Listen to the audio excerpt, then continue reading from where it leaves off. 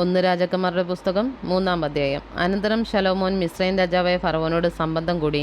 ഫറവോന്റെ മകളെ വിവാഹം ചെയ്തു. തൻ്റെ അരമനയും യഹോവയുടെ ആലയവും യെരൂശലേമിന് ചുറ്റുമതിലും പണിതു തീരുവോളം അവളെ ദാവീദിന്റെ നഗരത്തിൽ കൊണ്ടുവന്ന് പാർപ്പിച്ചു. എന്നാൽ ആ കാലം വരെ യഹോവയുടെ നാമത്തിനൊരാലയം പണിയാതെ ഇരുന്നതുകൊണ്ട് ജനം പൂജാഗിരികളിൽ വച്ച് യാഗം കഴിച്ചു പോന്നു. ശലോമോൻ യഹോവയെ സ്നേഹിച്ചു. തൻ്റെ അപ്പനായ ദാവീദിന്റെ ചട്ടങ്ങളെ അനുസരിച്ച് നടന്നെങ്കിലും അവൻ പൂജാഗിരികളിൽ വച്ചും യാഗം കഴിക്കുകയും ധൂപം കാട്ടുകയും ചെയ്തു. രാജാവ് ഗിബെയോനിൽ യാഗം കഴിപ്പാൻ പോയി. അതൊരു പ്രധാന പൂജാഗിരിയായിരുന്നു. അവിടുത്തെ യാഗപീഠത്തിന്മേൽ ശലോമോൻ 1000 ഹോമയാഗം കഴിച്ചു. ഗിബെയോനിൽ വച്ച് യഹോവ രാത്രിയിൽ ശലോമോന് സ്വപ്നത്തിൽ പ്രത്യക്ഷനായി, നിനക്ക് വേണ്ടുന്ന വരം ചോദിച്ചുകൊള്ളുക എന്ന് ദൈവം അരുളി ചെയ്തു.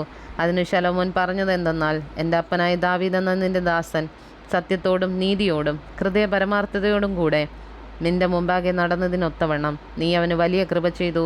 ഈ വലിയ കൃപ അവനായി പാലിക്കുകയും ഇന്നുള്ളതുപോലെ അവൻ്റെ സിംഹാസനത്തിലിരിപ്പാൻ അവനൊരു മകനെ നൽകുകയും ചെയ്തിരിക്കുന്നു.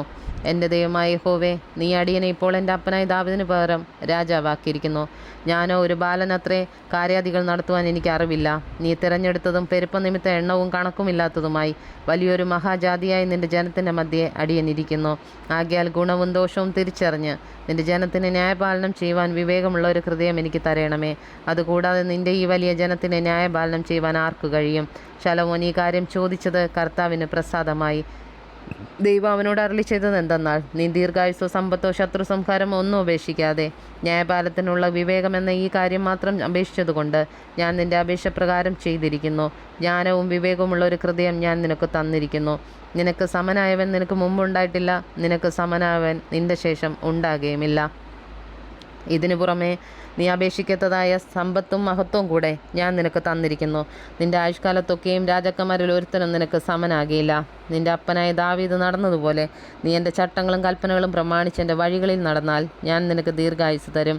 ശലോമോൻ ഉറക്കമുണർന്നപ്പോൾ അത് സ്വപ്നമെന്ന് കണ്ടു. പിന്നെ അവൻ യെരൂശലേമിലേക്ക് മടങ്ങി വന്ന് യഹോവയുടെ നിയമപ്പെട്ടതിന് മുമ്പാകെ നിന്ന് ഹോമയാഗങ്ങൾ കഴിച്ചു, സമാധാനയാഗങ്ങളും അർപ്പിച്ചു. തൻ്റെ സകല ഭൃത്യന്മാർക്കും വിരുന്ന് കഴിച്ചു. അനന്തരം വേശ്യമാരായ 2 സ്ത്രീകൾ രാജാവിൻ്റെ അടുക്കൽ വന്ന് അവൻ്റെ മുമ്പാകെ നിന്നു. അവരിൽ ഒരുത്തി പറഞ്ഞത്, തമ്പുരാനെ, അടിയനും ഇവളും ഒരു വീട്ടിൽ പാർക്കുന്നു. ഞങ്ങൾ പാർക്കുന്ന വീട്ടിൽ വെച്ച് ഞാനൊരു കുഞ്ഞിനെ പ്രസവിച്ചു.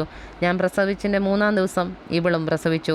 ഞങ്ങൾ ഒന്നിച്ചായിരുന്നു. ഞങ്ങൾ 2 പേരൊഴികെ ആ വീട്ടിൽ മറ്റാരും ഞങ്ങളോടുകൂടെ ഉണ്ടായിരുന്നില്ല.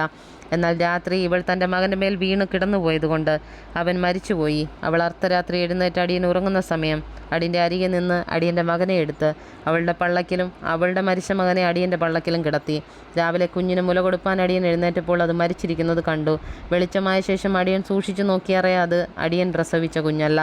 അതിന് മറ്റേ സ്ത്രീ, അങ്ങനെയല്ല, ജീവനുള്ളത് എൻ്റെ കുഞ്ഞ്, മരിച്ചത് നിൻ്റെ കുഞ്ഞെന്ന് പറഞ്ഞു. ഇവളോ, മരിച്ചത് നിൻ്റെ കുഞ്ഞ്, ജീവനുള്ളത് എൻ്റെ കുഞ്ഞെന്ന് പറഞ്ഞു. ഇങ്ങനെ അവർ രാജാവിന് മുമ്പാകെ തമ്മിൽ വാദിച്ചു. അപ്പോൾ രാജാവ് കൽപ്പിച്ചത്, ജീവനുള്ളത് എൻ്റെ കുഞ്ഞ്, മരിച്ചത് നിൻ്റെ കുഞ്ഞെന്ന് ഇവൾ പറയുന്നു. അങ്ങനെയല്ല, മരിച്ചത് നിൻ്റെ കുഞ്ഞ്, ജീവനുള്ളത് എൻ്റെ കുഞ്ഞെന്ന് മറ്റവൾ പറയുന്നു. ഒരു വാൾ കൊണ്ടുവരുവീൻ എന്ന് രാജാവ് കൽപ്പിച്ചു. അവർ ഒരു വാൾ രാജസന്നിധിയിൽ കൊണ്ടുവന്നു.